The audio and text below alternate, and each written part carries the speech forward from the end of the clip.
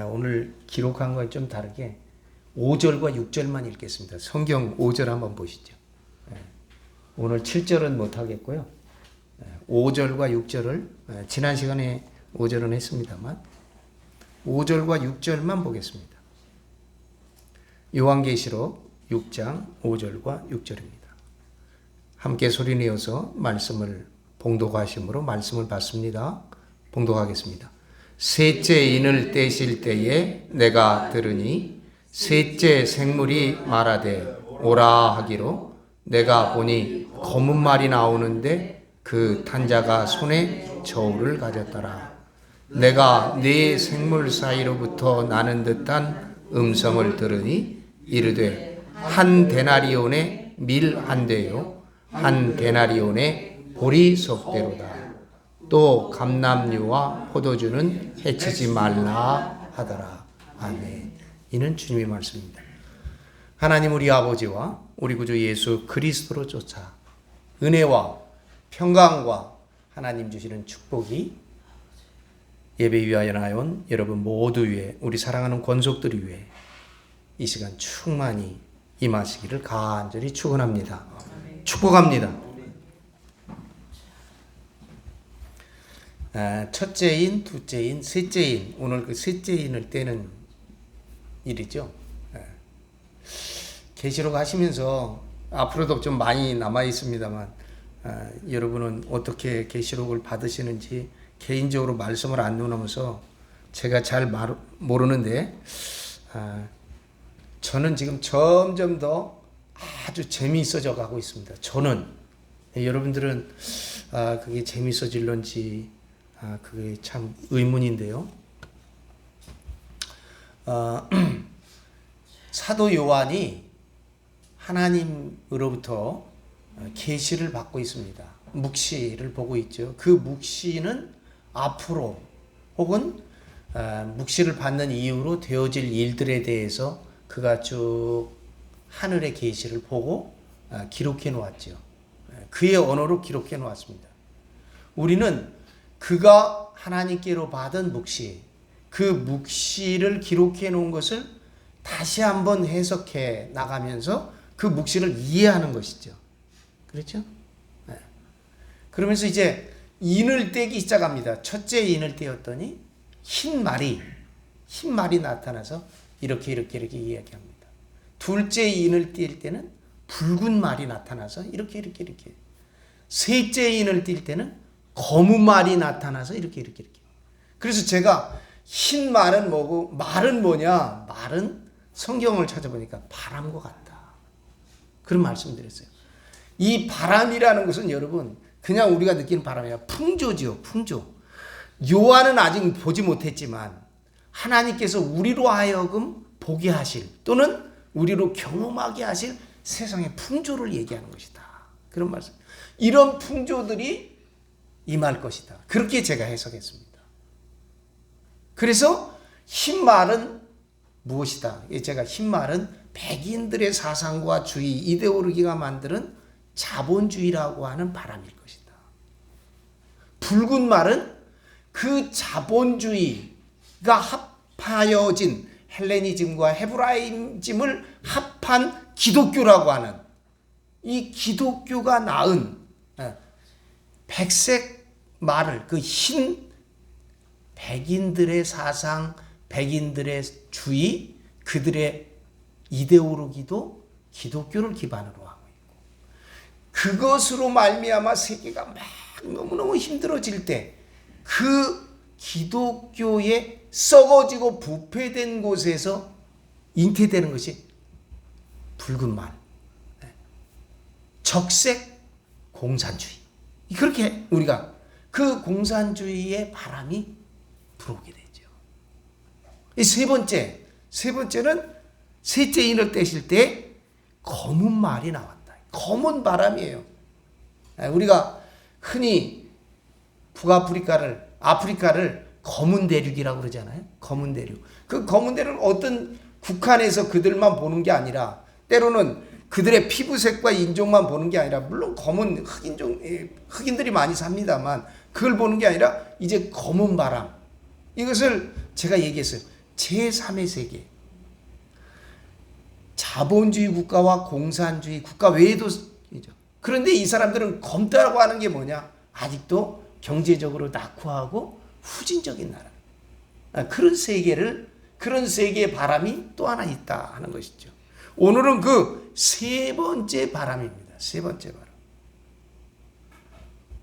그 세 번째 인을 떼니까 거기에서 검은 말이 나오고 그 탄자가 손에 처울을 가졌다. 그리고 나서 6절입니다. 6절 한번 같이 다시 한번 읽어보겠습니다. 내가 네 생물 사이로 나는 듯한 음성을 들으니 이르되 한 데나리온의 밀 한 대요 한 데나리온의 보리 속대로다. 또 감람류와 포도주는 해치지 말라 하더라. 지금 저울을 가진 검은 풍조가 일어날 텐데 거기서 들리는 음성이에요. 그 생물 사이로 들리는 음성이 앞으로 이제 묵시하는 것이죠. 한 데나리온의 밀 한 대요 한 데나리온의 보리 속대로다. 데나리온은 여러분 데나리온은 로마 시대의 화폐입니다. 그런데 당시 한 데나리온은 노동자가 하루 품값으로 받는 돈의 금액이다. 돈의 금액이다. 한 데나리온이요. 그러니까 여러분 성경의 여러 곳에 보면 300데나리온이나 되는 옥합을 깹니다. 그래서 예수님의 발에도 붙고 머리에도 붙죠. 그러니까 옆에서 주위에서 보고 있던 제자들이 깜짝 놀란 제자도 있어요. 그렇죠? 그 비싼 거를 허비했다니. 여러분 300데나리온이면 지금 말씀드린 대로 치면 300일의 노동 가치니까 1년 내 연금에 해당하는 겁니다. 연금에. 그렇죠? 올해 최저임금이 9,620원입니다. 9,620원. 하루 8시간 일하면 약 76,960원. 77,000원 받는 거예요. 우리 보통 낮은 임금. 여기에도 뭐 많은 사람 많지만 여기에도 못 들어가는 사람이 많아요. 그렇죠? 그러니까 최소한 하루 일당 7만 원은 좀 어떻게 받게 해주자. 76,000원. 그게 정부가 지금 노동자들과 사용주가 합의한 내용이죠. 그런데 오늘 성경에 보니까 그렇게 하루 품팔아 가지고 살 수 있는 게 겨우 뭐냐? 밀 한 대박 산다는 거예요. 밀 한 대박. 제가 요새 봤어요. 전화기 가지고 인터넷 들어가 보니까 우리 밀 10kg가 지금 14,000원, 15,000원 돼요. 밀 10kg. 지금 요새 많이 올라서 그런가 봐요. 요보다 못했는데 요새 밀값이 굉장히 뜨지 않았습니까? 한 데나리온의 보리석대라는 거예요. 그러니까 밀로 사면 한 대박 사야 되고 보리 사면 세 대박. 옛날에는 보리가 쌌잖아요. 그렇죠? 그러니까 보리는 요새 한국은 보리가 비쌉니다. 그렇죠? 이게 건강식도 되고 막 그래갖고 국산 보리 10kg가 2만 원이래요. 밀값보다 좀 비싸요 요새. 그렇죠? 네. 그러니까 예전에는 아마 10,000원쯤 했을 거예요. 그렇죠? 그러니까 지금 이게 우리 시세인데요. 우리 시세인데 하루 열심히 일을 해서 하루 종일 일하고 품값 받으면 겨우 밀 한 대박 사면 없어. 겨우 보리 3대 팔면 품값이 없어지는 거예요. 그러면 여러분 생각해 보세요. 그렇게 사는 노동자들은 얼마나 궁핍하다는 겁니까? 노동자가 자기만 먹고 자기만 씁니까? 돌아가면 아내가 있죠. 옛날엔 아이들이 수두룩하게 있지 않습니까? 그렇죠? 밀 한 대박 갖고 어느 코에다 붙이며 보리 3대박 가지고 어느 코에 붙이겠어요? 하루 일해서 매일 일이 있는 것도 아닌데 그렇지 않겠습니까? 당시에. 그러니까 우리가 보면 이렇게 사는 사람들은 그 살림이 얼마나 궁핍하고 얼마나 고달플까 그걸 알 수 있는 거예요. 지금도 마찬가지입니다. 지금도 세계 인구의 3분의 1이 굶주리고 있다는 거 아니에요. 여러분 우리 그런 보도가 많이 나잖아요. 그런데 좀 도와주자고 어떤 애들 보면 막 부항 나갖고 배만 볼록하고 뼈만 앙상한 아이가 있는 모습들을 우리가 간혹 봅니다. 이 제3세계의 가난한 백성들은 대부분 임금은 낮고 저임금의 고물가, 물가는 지금처럼 높은 이런 걸 악성 인플레이션이라고 그러잖아요. 이 악성 인플레이션에 시달리면서 생활이 아닌 생존을 하고 있습니다. 오죽하면요, 우리나라에서는 도저히 생활도 안 되고 생존도 안 되겠다. 그러니까 미국이나 들어가 보자. 그래갖고 여러분, 그 험하고 위험한 길을 걸어서 미국으로 넘어오잖아요. 아프리카 사람들은 어떻게 해요? 유럽으로 몰려오고 있잖아요. 아예 바다에다 목숨을 저당 잡히고 보트 하나 타고 오는 사람들은 이게 다 제3세계의 사람. 생활이 아니라 생존, 서바이벌하는 거죠. 견뎌내는, 살아나가는 거죠. 그러나 그런 백성들, 그런 국민들이 사는 그 나라에 가보면요, 군부, 이 제3세계는 군부가 늘 이 군사 쿠데타, 이 사람이 무장돼 있으니까 군부와 반군이 늘 싸웁니다. 서로. 그 다음에 정치를 맡고 있는 지도자라고 하는 정상배들이, 그리고 그 안에도 부가, 여러분 빈부격차가 크잖아요. 신흥 재벌들이 있습니다. 군부와 지도자들과 연관된 이런 신흥 재벌, 또 관리들이 있겠죠. 그 사람들의 삶을 들여다보면 그 사람들은 호화롭고 호사스럽고 사치스럽고 방탕한 생활을 하고 있습니다. 요즘 문제가 되는데 북쪽에 김정은이라고 하는 사람이 자기 딸 데리고 돌아다니잖아요. 얼마나 잘 키웠는지 아버지하고 똑같아. 그렇죠? 우리 뭐 한국에도 이런 애들 많으니까. 그런데 정작 나머지 다수, 여러분 평양에 사는, 평양과 평양 주변에 사는 500만은 살만하다는 거예요. 무슨 일이 있어도. 그런데 2,500만 아닙니까? 나머지 2,000만은 어떻게 돼요? 생활 아닌 생존을 하고 있는 거죠. 그 아이들은 정말 힘들다는 것이죠. 이 세계적인 곡물로 볼 때, 작황 볼 때 지금 북한에 곡물이 부족하다는 거 아니에요? 근데 천문학적인 로켓들, 미사일을 지금 쏘고 있습니다. 참 안타까운 일이죠. 뭐 하려고 저러는지 모르겠어요. 군부와 정상배와 신흥 재벌과 관리들은 호화롭고 사치하고 방탕한 생활을 하고 있습니다. 우리 대통령께서 하루 저녁 밥값으로 450만 원 쓰셨다는데, 나는 밥값 아니라고 봐요. 나는 술값이라고 생각해요. 술 먹으면 450만 원보다 더 쓸 수도 있어요. 그렇죠? 네.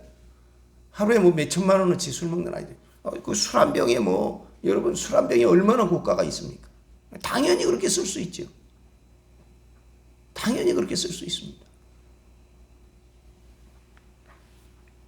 지진 나고 산불 나가지고 불 다 타가지고 지금도 임시 거처에 있는 사람들이 많아요. 대통령은 하루 저녁 밥값에 450만 원 쓴다는 거예요.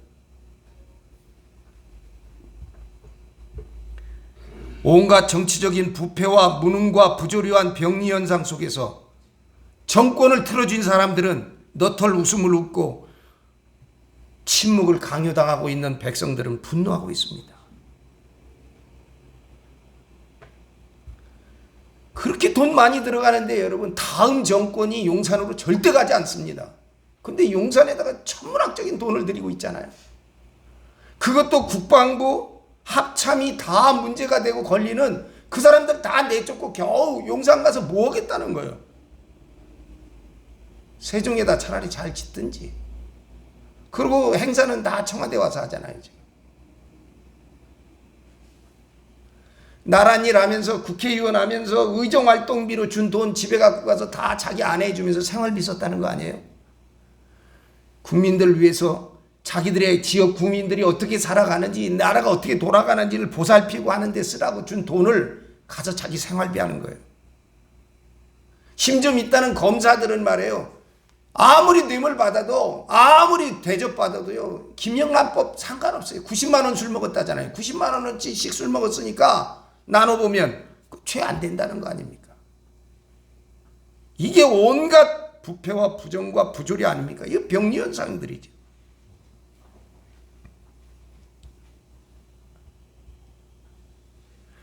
이렇게 부패하고 그러면서 한편으로는 병들고 가난한 제3세계의 이 낙후된 국가들 속에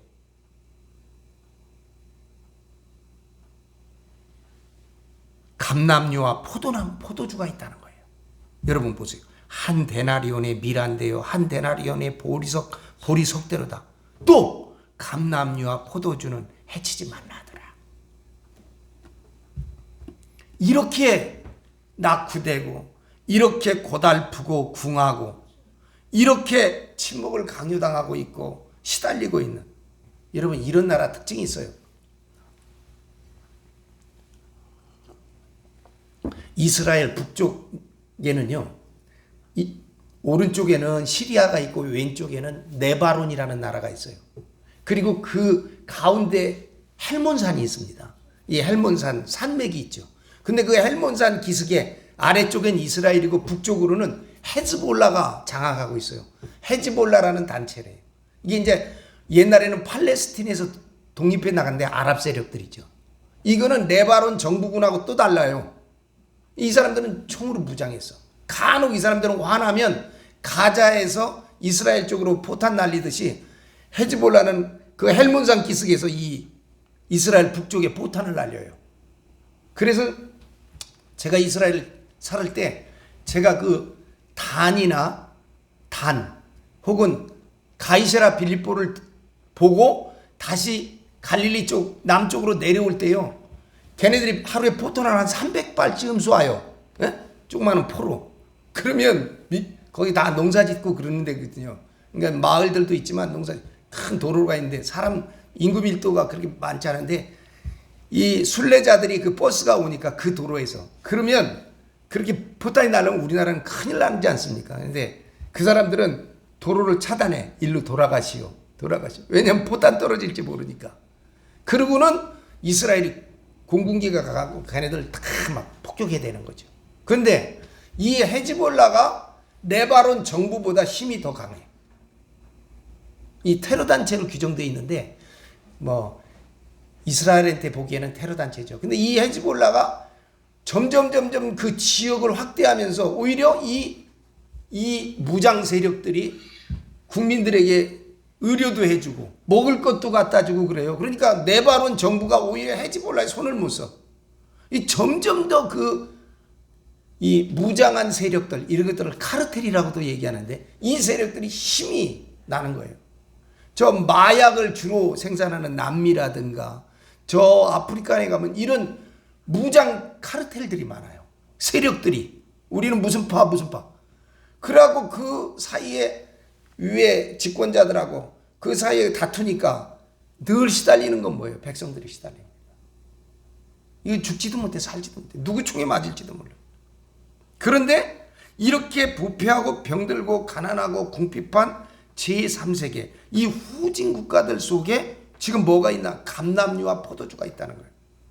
이게 무슨 뜻이냐? 감람류는요 3가지 기능을 합니다.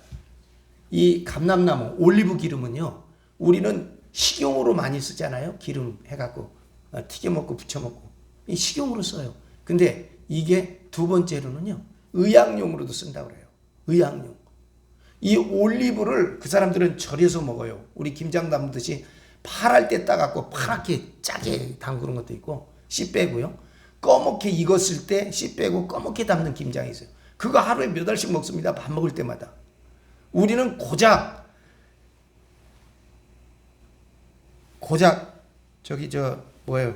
피자 사면 그 피자 위에 조금 까만 거 조그만 이만한 거 쓸어 넣지만 그 사람들 늘 먹어요. 그 절여서 짠데 이걸 먹어야 그 석회 성분에서 나와가고 담석증들을 해결해 준대요. 담석증. 응? 그 중동 국가는 거의 모래밭이기 때문에 석회 성분이 많거든요. 물에도. 이 의료용으로도 그렇게 써요. 근데 제일 성서시대에 중요하게 쓴 것은 성전을 밝히는 기름입니다. 등잔기름. 네? 뭐 민간인에서도 썼겠죠. 민간인들은 아마 좋지 않은 기름을 썼을런지 모르지만 성전을 밝히는 기름은 가장 좋은 기름이에요. 가장 좋은 기름. 그래서 이 감람류는 성전에서 등을 밝히는 그런 기름입니다. 이 감람나무는 성도들의 옳은 행실을 의미합니다. 한번 찾아볼까요? 예레미야서 11장 16절.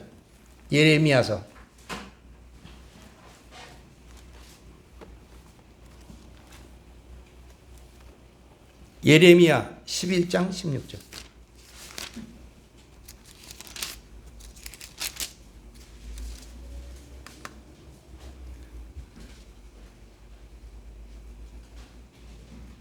예레미야 11장 16절입니다. 읽어보겠습니다. 여호와께서는 그의 이름을 일컬어 좋은 열매 맺는 아름다운 푸른 감람나무라 하였으나 큰 소동 중에 그 위에 불을 피웠고 그 가지는 꺾였도다.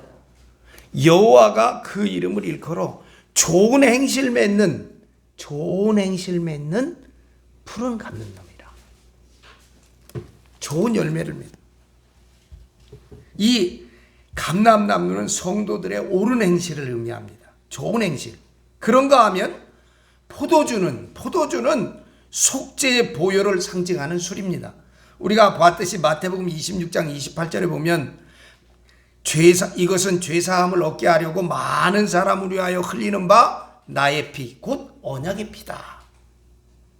또 성령을 받은 자들을 세술에 취했다. 그렇게 했잖아요. 사도행전 2장에 보면 1절 2절에 보면 그들이 다 성령의 충만함을 받고 성령이 말하게 하심을 따라 다른 언어들로 말하기를 시작했다. 그들이 세술에 취하였다 하더라.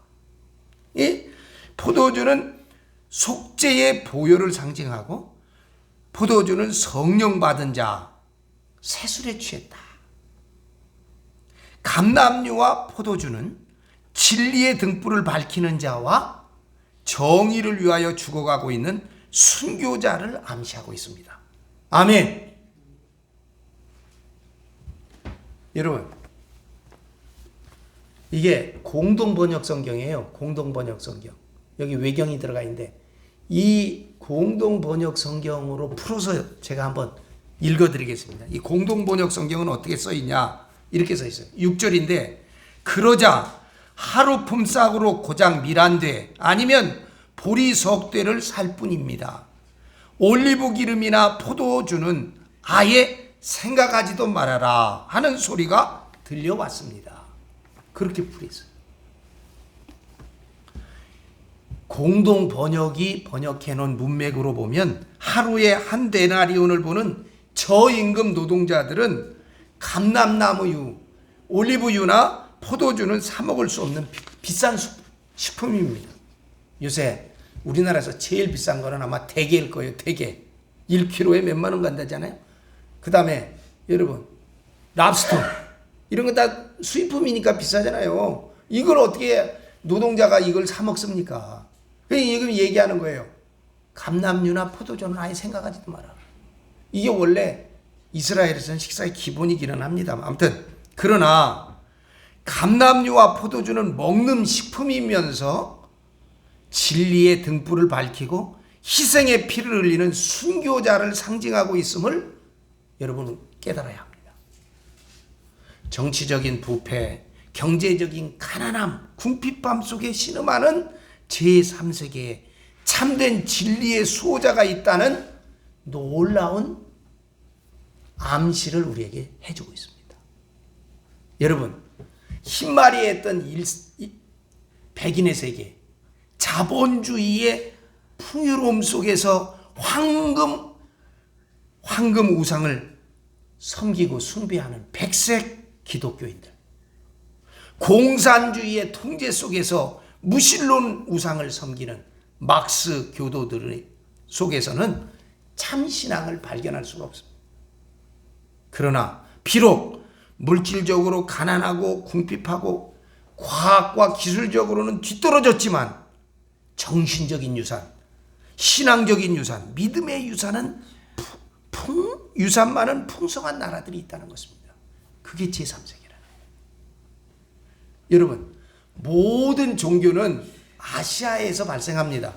유대교? 이 유대교가 동양이에요. 아시아입니다. 끝에 있지만 우리가 동쪽으로 끝에 있고 그들은 서쪽에 끝에 있지만 조로아스터라는 교가 이 중동에 가면 많아요. 그건 뭐냐면 배화교, 불을 숭상했어요. 불을 예배하는 힌두교, 동양이잖아요. 불교, 유교, 이슬람 다 모두 아시아에서 꼽힌 종교들입니다.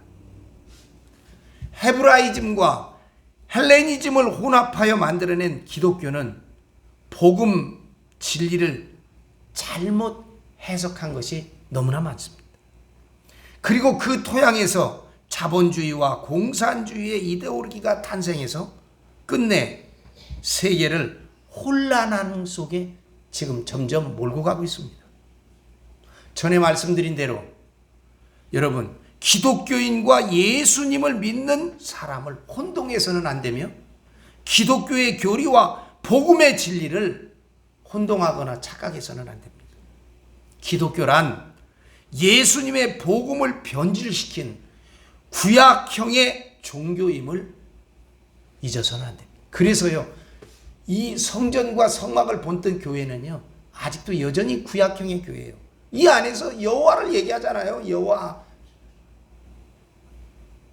유대교회의 조상신이요, 민족신이요, 그들의 나라 종족신인 야훼를 아직도 우리가 하나님으로 믿고 있잖아요. 기독교는 7별 7성천사의 교회이지 예수님의 몸된 교회가 아님을 우리가 깨달아야 합니다. 생각해 보십시오.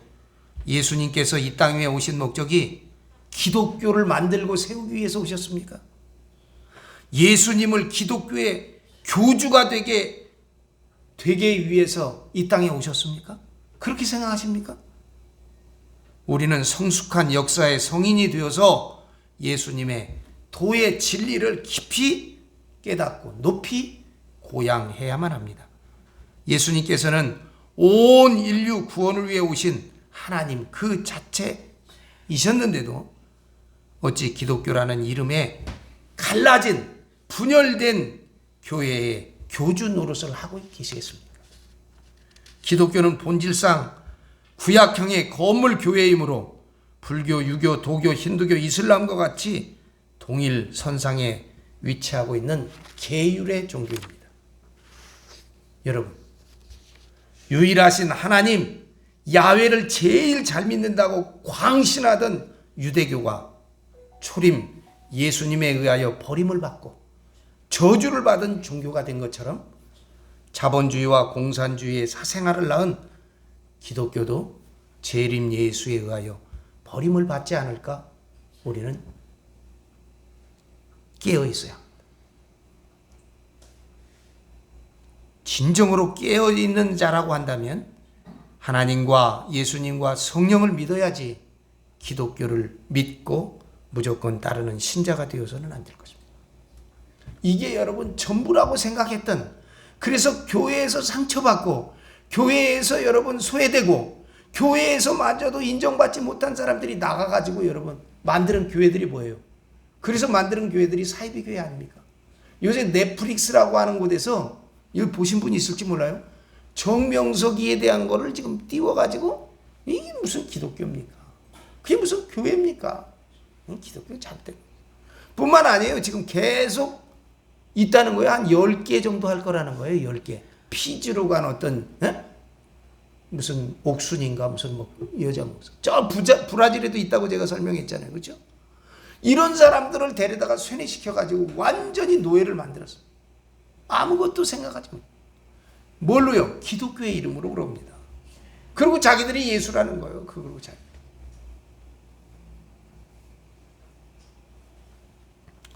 가난하고 아주 작은 서문화 교회 계시록 2장 9절에서 그리고 빌라델피아 교회 계시록 3장 8절의 교회가 칭찬을 받듯이 7교회 가운데 제가 이 2교회가 칭찬을 받았다 그러죠.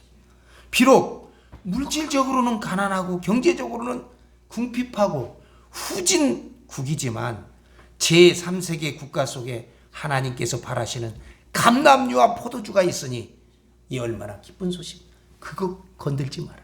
해치지 말라. 순교시키지 말라. 교리화한 이데올로기가 아닌 순수한 예수 그리스도의 진리를 지킬 감람류와 포도주는 아무나 다칠 수 없고 그 회파하지 말고 돈으로 살 수도 없는 존재인 줄로 믿습니다. 그들의 신앙은 온갖 가난과 부패와 궁핍과 독재와 부조리 속에서도 굴복하지 않고 고난의 풀무 속에서 정금처럼 순수해질 것입니다.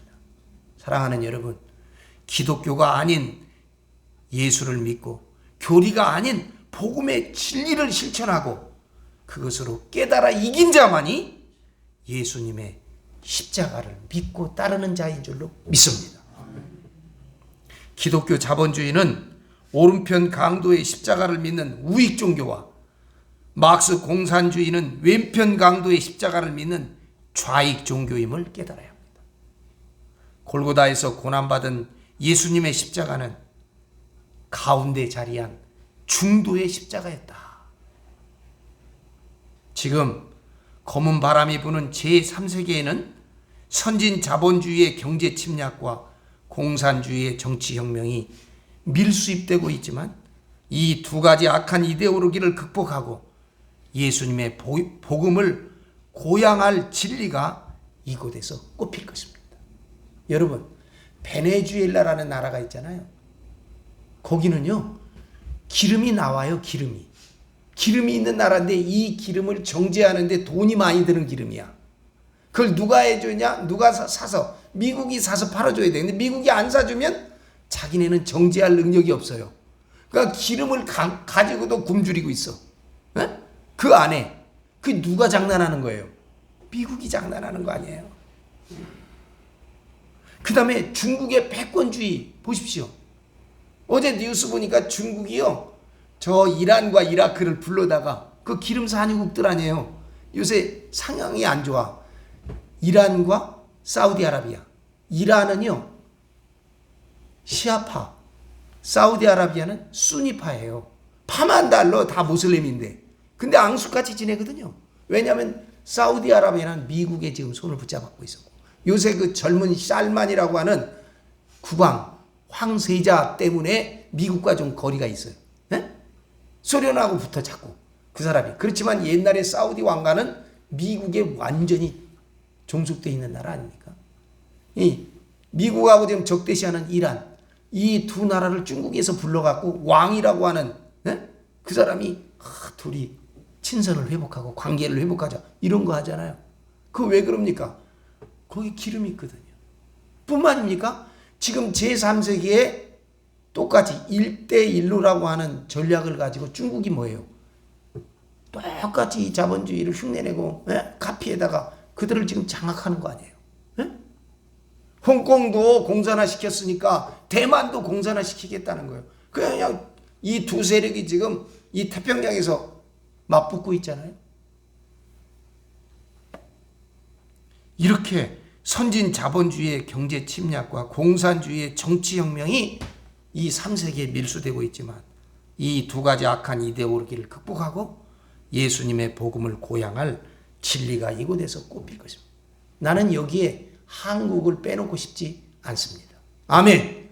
우린 제3세계예요. 우리가 무슨 자본이 있어요? 자원이 있어요. 에? 우리는요, 사실은 이 공산과 자본주의를 잘 이용할 수 있는 나라라 해야 돼. 그렇죠? 우리 제3세계입니다. 지금 세계는 세 개로 나눠져 있습니다. 흰 바람, 붉은 바람, 검은 바람. 이게 다 모양과 색깔을 달리하면서, 모양과 이 아주 처신을 달리하면서 세상에 풍조로 풍미하고 있습니다. 천하는 세 갈래로 나눠져 있습니다. 바벨론 성은 이 세상 모든 나라의 상징인데, 여러분 계시록 16장 19절에 한번 가보겠습니다. 계시록 16장 19절.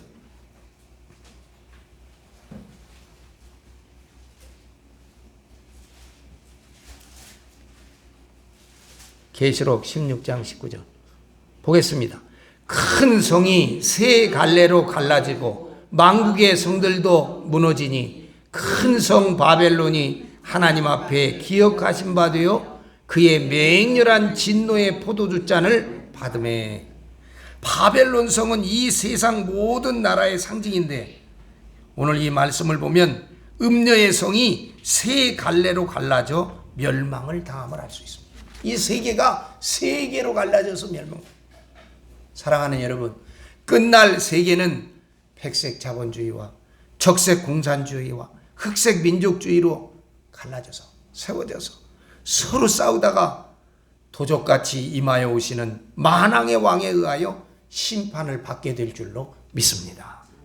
이것을 요한이 지금 우리에게 계시로 말씀해 주시죠. 그러므로 저와 여러분 우리 모두가 깨어있는 자가 되어서 이 역사를 꿰뚫어 볼 줄 아는, 이 역사를 꿰뚫어 보고 이 계시를 우리가 이해하고 깨닫는 바른 믿음의 성도들, 그 믿음의 행진을 계속해 나갈 수 있게 되기를 예수님의 이름으로 기도합니다. 아멘. 기도하겠습니다. 영원하신 생명과 구원의 하나님, 길과 진리와 생명의 빛으로 우리를 구원하여 주심을 감사합니다. 주님의 대속의 십자가 보혈로 우리의 죄짐을 풀어주시고 성령의 권능을 주시어 주님 말씀에 순종하는 믿음을 주시옵소서. 예수 그리스도의 이름으로 기도합니다. 아멘. 거룩하신 하나님, 어둠과 죄악 가운데 방황하는 인류를 위하여 우리 주님 예수 그리스도 구세주를 보내시고 구원의 길로 인도하여 주시오니 감사하고 감사합니다. 광야에서 이스라엘 백성을 따뜻한 품으로 인도하여 주셨건만 환경을 원망하고 불평하며 탓하던 깊은 불신앙이 오늘 저희들에게도 있습니다. 하나님 아버지를 신뢰하며 순종할 수 있는 온전한 믿음을 주시옵시고 깨어있는 민족 되게 하여 주시옵시며 깨어있는 믿음의 성도들이 되도록 주여 우리에게 깨달음을 허락하여 주시옵소서. 세상의 성공과 욕심으로 목말라 하는 우리에게 생수의 그늘으로 오신 예수 그리스도를 만났던 사마리아 여인의 믿음을 주시옵소서. 교만한 자를 물리치시고 겸손한 자에게 은혜 베푸시는 하나님 아버지, 십자가에서 죽기까지 순종하여 길을 걸어가신 우리 주님 예수님을 따라 살아가는 저희들이 되게 하여 주시옵소서. 예루살렘과 온 유다와 사마리아와 땅끝까지 우리 주님의 진리의 복음만이 선포되는 하나님의 나라가 세워지도록 역사하여 주시옵시고 이 일에 하나님 불리움받고 쓰임받는 저희 믿음의 공동체 서정의 백성들이 되도록 하나님 축복해 주시옵소서. 이 모든 말씀을 우리 구주 예수 그리스도의 이름으로 간절히 기도드리옵나이다. 아멘.